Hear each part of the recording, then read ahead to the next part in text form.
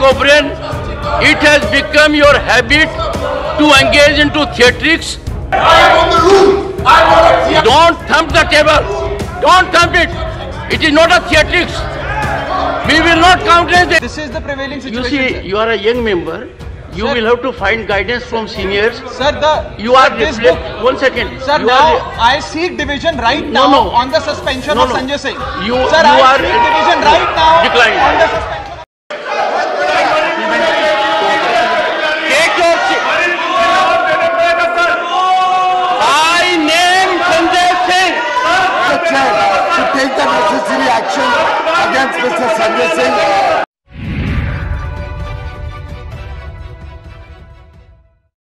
नमस्कार, इन खबर में आपका स्वागत है। विपक्ष काफ़ी आक्रामक हो रहा है। मणिपुर को लेकर के अभी भी संसद में कोई खास कामकाज नहीं हो पा रहा है। इसका विपक्ष ने उपाय ये निकाला कि लोकसभा में तो मोदी सरकार के खिलाफ अविश्वास प्रस्ताव पेश कर दिया, यानी कि जब अविश्वास प्रस्ताव पर बहस होगी तो मणिपुर पर तो ऑटोमेटिक बहस हो जाएगी और प्रधानमंत्री को बोलना पड़ेगा। ये बात अलग है कि पहले से ही पता है कि अविश्वास प्रस्ताव का नतीजा क्या होगा, क्योंकि लोकसभा में बीजेपी एनडीए के पास 330 के पार सांसद है, बीजेपी के पास खुद 301 सांसद है। अब उधर खबर ये आ रही कि राज्यसभा में जिस तरीके से जो सभापति हैं उपराष्ट्रपति जगदीप धनखड़, उनके बीच और विपक्ष के बीच ठन गई है। जगदीप धनखड़ कानून के जानकार आदमी हैं, वरिष्ठ अनुभवी आदमी हैं, लिहाजा भारी पड़ रहे हैं। पिछले दिनों आपने देखा होगा कि किस तरीके से आप सांसद संजय सिंह को उन्होंने पूरे सत्र के लिए निलंबित कर दिया, वेल में आकर के हंगामा कर रहे थे। ठीक इसी तरीके से विपक्ष के नेता कांग्रेस के अध्यक्ष मल्लिकार्जुन खड़गे से भी उनकी बहस होती रही। कि हम बैठते इसलिए कि विचार दूसरों के सुनने के लिए, लेकिन वहाँ पर कोई भी बात सुनने के लिए भी तैयार नहीं है। और जब हम बात करने के लिए उठते हैं, वो अपोजिशन पार्टी की बात को वो अपोज करते हैं और रूलिंग पार्टी वाले उठ के चिल्लाते हैं, नो मैं और मेरा माइक बंद करते हैं। बोलने के लिए इजाजत तो एक बार कहते हैं, 10 सेकंड में मेरा माइक बंद होता, कैसा होता? उससे हमसे क्या नुकसान है? मैं तो समझूंगा ये मेरा अपोजिशन पार्टी लीडर को वो एक अलग नज़र से देखते हैं। ये तो अपमान है मेरा, और अपोजिशन पार्टी के नेता को आप अपमान। कई बार मुद्दे उठाकर वो प्रश्न, क्वेश्चन आवर और बाकी चीज़ें सस्पेंड करके लिए हैं। तो ये आज यहाँ पर हमको धमकाया जा रहा है और हमको कहा जा रहा है कि अगर आप बार बार ऐसे उठे तो आपको बड़ी शिक्षा मिलेंगी। ये कौन कर रहे हैं? चेयरमैन के मुंह से सरकार करवा रही है। सरकार अगर ये बातें नहीं करती तो नहीं होता था। और आज हम प्रेस कॉन्फ्रेंस इसलिए कर रहे हैं कि राज्यसभा में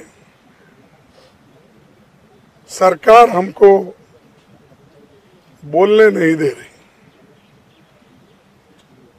रूल 267 के तहत हम लगातार 11 दिन से ये मणिपुर का विषय उठा रहे हैं, और मणिपुर ये सब्जेक्ट या किसी छोटी मोटी घटना नहीं है। ये तो देश का बहुत बड़ा। संजय सिंह से, मल्लिकार्जुन खड़गे से, टीएमसी के डेरेक ओब्रायन से, जया बच्चन से बहुत सारे आपको तस्वीरें और वीडियो दिख जाएंगी जिसमें कि जगदीप धनखड़ और इन सांसदों की नोक-झोंक होती हुई सी दिख रही है।